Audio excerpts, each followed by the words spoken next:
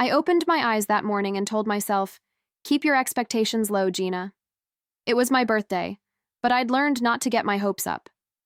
Martin never really made a fuss. No breakfast in bed, no flowers, not even a text some years. I used to wait for a surprise, a gesture, anything. But this time I decided things would be different. I was going to celebrate me. No waiting around, no quiet disappointment. So I took the day off work and headed straight to that little boutique I love, the one with the soft lighting, the velvet chairs, and dresses that always make me feel a little more like myself. I wandered through the racks, touching fabrics that whispered luxury, colors that reminded me I was still alive. I picked out 2 dresses. Not just pretty ones, the kind Martin used to say he liked on me. I smiled, imagining myself twirling in front of the mirror, feeling good again. For once, this day would be mine. At checkout, I pulled out our shared credit card, still smiling. I'd been cautious with it. We always were.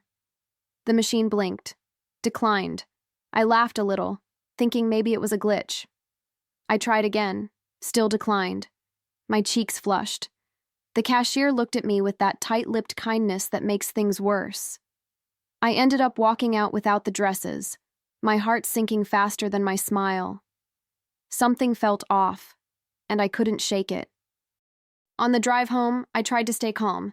Maybe Martin had made a big payment and forgot to tell me. Or maybe the bank flagged something by mistake. That happens, right? Still, my gut was whispering, call them. So I did. I pulled into a quiet parking lot, put the car in park, and dialed the number on the back of the card. The woman on the line was polite, professional. She asked a few questions, then paused. That pause? It told me everything before she even spoke. There was a large purchase this morning, she said. A luxury jewelry store downtown. It maxed out your account. I didn't speak right away. My heart was racing, but my mouth couldn't catch up. Jewelry? This morning? Could it be? For a split second, a wild, foolish hope surged through me. What if Martin had finally done it? After all these years? What if he bought me something beautiful? A surprise. My throat tightened at the thought. Maybe he hadn't forgotten this time. I started convincing myself right there in that car. That must be it. He was planning something. Maybe he'd been playing it cool all along, just waiting to knock me off my feet. I laughed out loud, like some kind of idiot in a rom-com. I sped home, eyes flicking between the road and the dashboard clock. I didn't even notice the traffic. My chest was light. For once, maybe, just maybe, this year would be different. I burst through the front door like a schoolgirl with a secret. My hands were still cold from the steering wheel, but my heart was warm with possibility. The house was quiet, not in a suspicious way, just regular. I peeked around, half expecting candles or a ribbon on the table. Nothing. But maybe he hid it. Maybe he planned something for later. I started picturing it all. Dinner reservations, a gift bag, a kiss on the cheek with a whispered, "Happy birthday, babe." I glanced at the coat rack. His jacket was there. He was home. I found him in the living room, legs up, half watching a game on TV, scrolling through his phone. He looked up, gave me that absent-minded nod. "Hey," he said. "Just hey." Not even a "hi, how was your day?" My heart sank a little, but I told myself, be patient. Let it happen in his time. I made tea, tried to stay casual. He stayed glued to the screen, not even a flicker of awareness on his face. Every minute that passed felt like an hour. I kept glancing at the hallway, the kitchen, even the closet, as if a celebration might burst out from behind a door. But inside, I was bracing myself, still hoping, still trying to believe. Because what if he really had done it? What if all of this was just the quiet before the surprise? I wasn't ready to give up on that thought. Not yet. I didn't sleep much that night. Every little sound made me stir, the creak of the floor, the hum of the fridge, as if any second now, Martin would slide into the room with an apology or a gift. But morning came, and the silence screamed louder than any words. He kissed my forehead on his way out like it was just another Tuesday. No mention of yesterday, no hint of jewelry or surprises. I just stood there in my robe, blinking at the door after it closed behind him. Once I was alone, reality started to bite. That charge, the one that maxed out our card, it didn't just vanish. It lingered like a bad smell, crawling under my skin. I picked up the phone again, this time determined. I called the credit card company back, wanting more than just a transaction alert. The man on the line was quick, efficient. I asked if he could confirm the time and place of the charge. "Yes, ma'am," he said. "Downtown. Luxury jewelry, right across from the old courthouse. Around 11:15 a.m. yesterday." My stomach tightened. I knew that store. We'd passed it once, and I'd lingered at the window. Martin had scoffed, said, "Overpriced nonsense." That was less than a year ago, but now he was shopping there? I sat on the edge of the bed, gripping the phone so tightly my fingers went numb. For a moment, I wondered, was I being paranoid, or was something inside me just finally waking up? I got dressed slowly, my movements mechanical, like I was watching myself from outside my body. I wasn't angry yet, not really. I was floating somewhere between confusion and hope, trying to land on solid ground. Maybe he bought something for me, I told myself again. Maybe he just didn't have the chance to give it yet. But that voice, the reasonable one, was getting drowned out by the one whispering, "But then why lie? Why say nothing? Why forget your birthday?" I found myself pacing the kitchen, the tile cold under my bare feet, the sunlight streaming in as if mocking me. I wanted to believe in him. God, I really did. But there was this ache building in my chest, and I knew that ache. I'd felt it before, the time I caught him texting someone at midnight, the time he worked late on our anniversary. I'd let those things slide, brush them off as me being too sensitive. But now, something about this felt final, different, heavy. Still, even with the doubt creeping in, I grabbed my keys. I wasn't going to sit around and stew in questions. If he had done something sweet, something rare and thoughtful, I wanted to see it with my own eyes. And if he hadn't, well, I'd rather face the truth standing up than let it unravel piece by piece while I smiled through it. So I drove downtown, heart pounding, hoping for answers I wasn't sure I wanted. As I pulled up to the curb across from the jewelry store, I felt something I couldn't name, a mix of dread and denial, like standing outside a door you know better than to open. The storefront glittered in the sunlight, all polished glass and sleek gold accents. I sat in the car for a moment, watching people go in and out, smiling, carrying little white bags tied with satin ribbon. For a second, I imagined myself among them, just another woman surprised by love.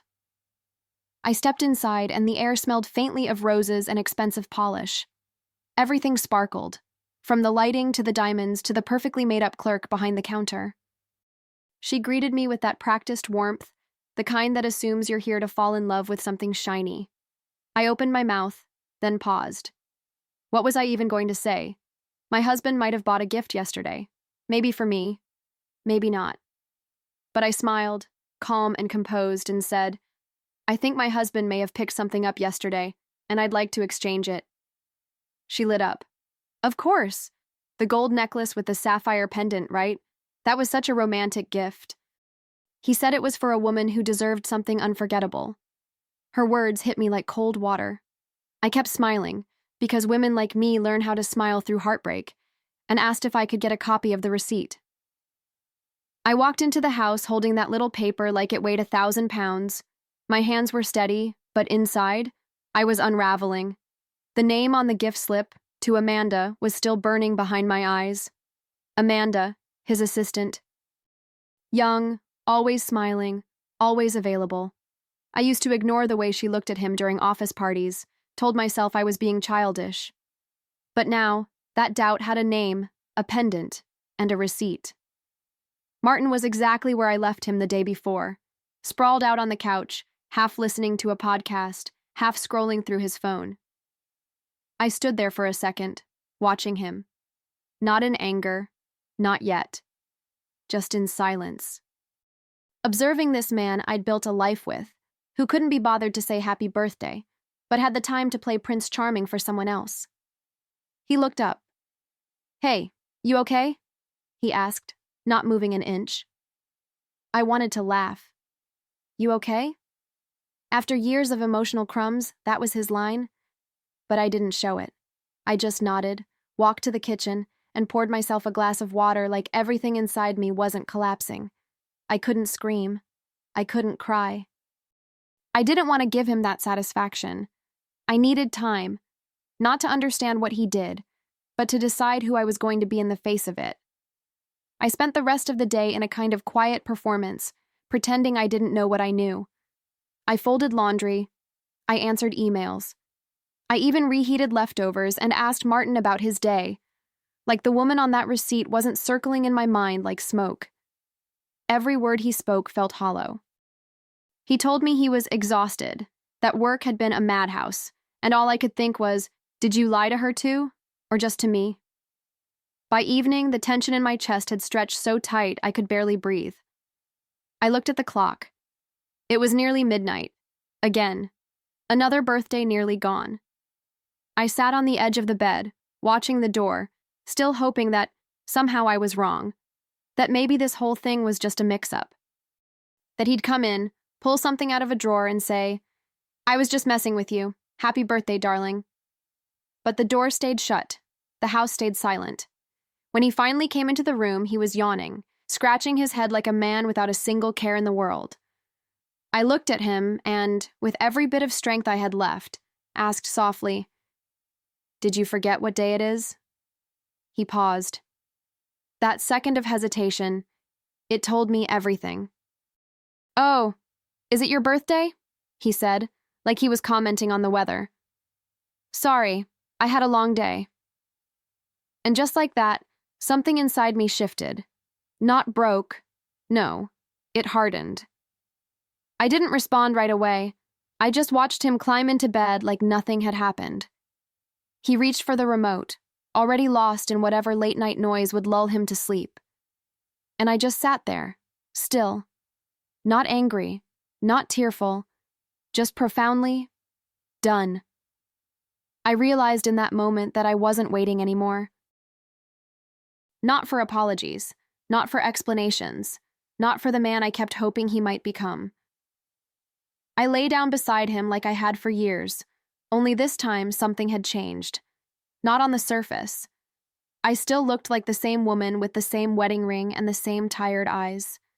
But deep inside, I had crossed an invisible line. The kind you don't come back from. He snored softly before I even turned off the light. Meanwhile, I stared at the ceiling, wide awake, feeling like a stranger in my own bed. The next morning, he left early for work, like usual. Kissed the top of my head out of habit, said, "See you later?" like the night before had never happened. As the door clicked shut, I stood in the hallway, the quiet wrapping around me like armor.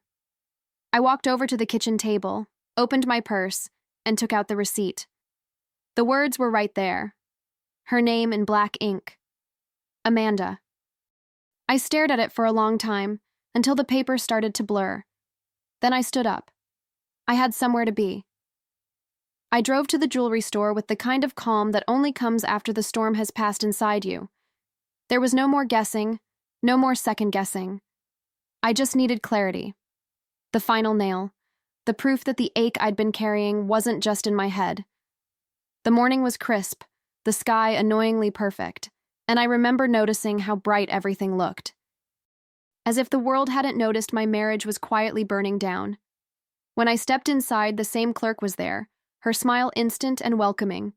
She recognized me. That felt like a punch. "Oh, back so soon?" she chirped. I nodded, steady. "Yes, I wanted to exchange the necklace my husband bought yesterday." I watched her eyes light up with the memory. "Ah, yes, the gold one with the sapphire pendant. Absolutely stunning. He said it was for someone who deserved something unforgettable." That line again.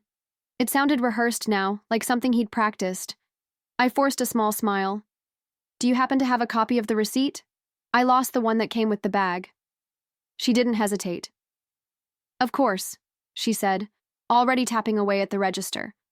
Within seconds, she was printing it out, sliding the paper across the counter like it was nothing. I looked down, and there it was, my name nowhere in sight. But hers was, in black and white. To Amanda. My fingers tightened slightly around the edge of the paper. My voice didn't shake. "Thank you," I said. Then I walked out, with my head high and the truth clenched in my fist. I sat in my car, parked right in front of the store, staring at that slip of paper like it was a map leading out of the life I'd been pretending to love. To Amanda. No note. No, from your secret admirer. Just her name, clean and confident. He hadn't even tried to hide it. That's what stung the most. Not just the betrayal, but the ease of it. The casual way he handed over our money, our card, to someone who wasn't me, without even flinching. For a while, I just let myself feel it. Not cry. No, that would come later. But feel it. The insult. The erasure. The humiliating, aching clarity. I remembered how many birthdays I'd spent pretending I didn't care. How I told my friends I wasn't into gifts. Or how I'd lie and say Martin was just bad with dates. I had protected him, excused him, softened every blow he ever dealt with a smile and a shrug. And what did I get in return? Sapphire, for someone else's neck. The car was warm with sunlight, but inside I was cold. And yet, somehow, something began to shift. Slowly, but surely. Like a door unlocking from the inside. I wasn't angry the way I thought I'd be. I wasn't even heartbroken anymore. I felt clean, clear. Like someone had wiped the fog off a mirror and I was finally seeing things, seeing me for what they really were. And I knew right then what had to come next. I drove home with the receipt folded neatly in my purse, like a secret weapon I wasn't sure I'd use just yet. The streets looked the same, the people walked the same, but I didn't feel like the same woman who'd left that morning. Something inside me had snapped into place. Not broken. No. Aligned. For the first time in years, I wasn't waiting for love. I wasn't begging for it. I was observing it from the outside and realizing I'd been starving next to a full table set for someone else. Back at the house, I walked through the front door and into the quiet, familiar space I had once called a home. The air smelled faintly of coffee and laundry detergent, so ordinary it almost made me laugh. I stood there for a moment, looking around, and wondered how long I had been living on autopilot. How many times had I ignored the signs, the absences, the little shifts, the late nights, the cold shoulders? It was all there. I just hadn't wanted to see it, but I saw it now. All of it.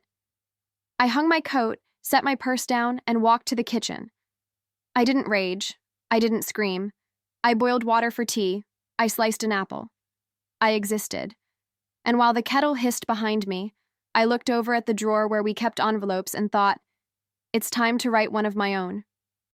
That evening, I set the table like I used to when we were first married. Candles, cloth napkins, even the good wine glasses, the ones we only used on anniversaries, back when anniversaries still mattered. I made his favorite dinner, down to the roasted garlic he liked smeared on warm bread. Everything was perfect, warm, inviting. I wanted it that way. Not for him, for me. Because if this was going to be the last supper in our little illusion, it was going to look beautiful when it fell apart. Martin walked in, loosened his tie, and blinked like he had stepped into the wrong house. "What's the occasion?" he asked, confused but intrigued, sniffing the air like a man who thinks he's being celebrated. I smiled at him, the kind of smile that doesn't reach the eyes. "Just thought I'd give you your gift, before you gave all of mine away." He looked puzzled for a moment, then wary. His instincts weren't fast, but even he could feel the shift in the room. I handed him the envelope without a word. He opened it, glanced at the receipt, and then the divorce papers behind it. His face changed, not into guilt, not even shame. Just fear. Fear of inconvenience. Of exposure. I watched him flounder, searching for a script. "Gina, wait, I can I held up my hand, calm. Still. I didn't want his excuses. I wanted my exit, because I wasn't there for a confrontation. I was there for closure. He tried to reach for my hand, but I stepped back, slow and graceful. Not out of anger, out of clarity. "You were right, Martin," I said, my voice steady. "Dresses do look great on me, but betrayal doesn't." His mouth opened, then closed. He looked like a man caught in the rain without an umbrella, confused that the sky had changed without his permission. I could see the panic creeping in, the realization that I wasn't playing my part anymore. He stammered, offered fragments. It didn't mean anything. I was going to end it. "You've been distant too." And that last one? That made me laugh, not out loud, but deep in my chest. Because distance wasn't the problem. Distance was the result. The natural erosion of something he stopped feeding a long time ago. He hadn't lost me to someone else. He lost me to the slow, starving silence of being ignored. I didn't yell. I didn't cry. I simply picked up my plate, walked it to the sink, and turned on the water. Behind me, I heard him call my name, once, then again, softer the second time. Like he knew it was over, but didn't know how to mourn it. I let the water run as I washed the dish, one last act of care, out of habit more than love. And when I turned off the faucet, I finally said what I'd been carrying for far too long. I deserve more, and I'm done asking for it. Weeks later, I found myself back at the boutique, the one where the card had been declined, where my hopes had quietly crumbled under fluorescent lights. Only this time, I walked in different, lighter, whole. A friend was with me, the kind who doesn't ask too many questions, just smiles and holds your purse while you try on a dozen dresses. The same dress I loved that day, the one I couldn't have, was still there, like it had been waiting for me. I slipped it on, and it fit like a promise kept. We laughed in the fitting room, the kind of deep, healing laugh that comes after the storm. I looked in the mirror and didn't see a woman abandoned. I saw a woman who left, who chose herself. I bought the dress, with my own card, with my own money, and with a kind of pride no one had ever handed to me. I had to earn it, piece by painful piece. As we left the store, bags in hand, sun on our faces, I felt something I hadn't felt in years, free. Not because someone gave me permission or finally treated me right, but because I stopped waiting and started walking. And as I turned to my friend with a grin and said, "This year I finally gave myself what I really deserved. Freedom." I knew deep down, it wasn't just a new beginning, it was the best gift I'd ever received.